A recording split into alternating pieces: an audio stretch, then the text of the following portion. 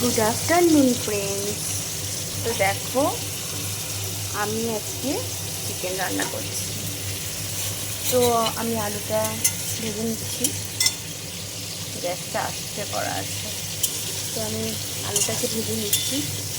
তো চিকেনটার ওপর সব কিছু এবার অ্যাপ্লাই করতে হবে, ওটা করা হয়নি। তো আমি একটা বসিয়ে দিই একটা একটা করে। তোমাদের কি সবাই রান্নাবান্না কমপ্লিট হয়ে গেছে, নাকি আমার মতো সবাই তোমরা দেরি করছো? আজ আমার বড্ড দেরি হয়ে গেছে, প্রায় এখন দেরি হয়ে যাচ্ছে, তাড়াতাড়ি আর করে উঠতে পারছি না। দেখো বন্ধুরা, আলুটা ভাজা হয়ে গেছে, দেখছো।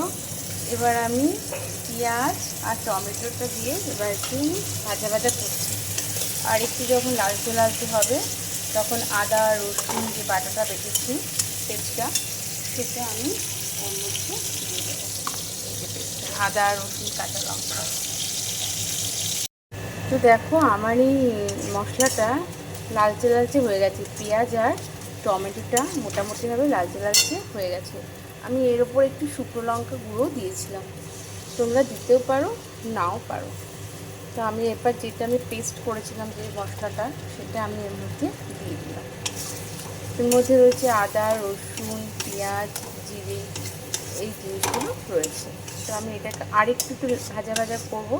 মশলা যখন কষে গিয়ে তেল ছাড়বে, তখন আমি চিকেনটা এর মধ্যে দিয়ে দেব। দেখো, আমার মশলাটা মোটামুটি ভালোভাবে কষা হয়ে যাওয়ার পর আমি চিকেনটা এর মধ্যে দিয়ে দিলাম। এবার চিকেনটাকে আমি ভালো করে কষাচ্ছি।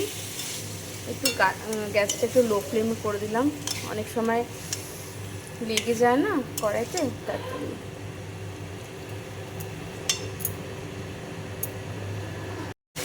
এখন একদম ফোনে হাত দেবে না, সোজা পড়তে বসবে।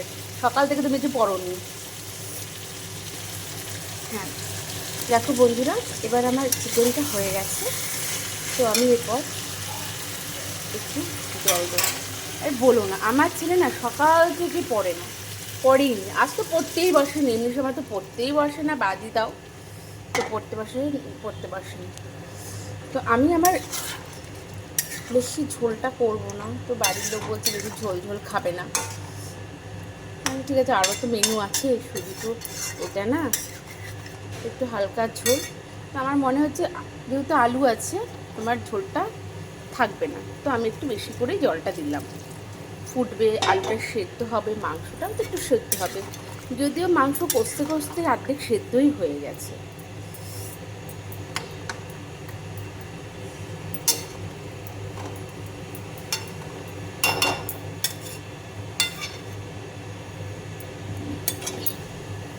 তো আমার মোটামুটি দেখতেই পাচ্ছ মাংস রেডি হয়ে গেছে।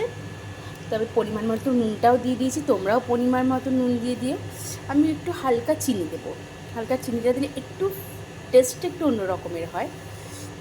আর একটু চিকেন কারি মশলাটা একটু দেবো, তাহলে ফ্লেভারটাও একটু আলাদা টাইপের হয়। ঠিক আছে, তো চলো, টাটা, বাই বাই।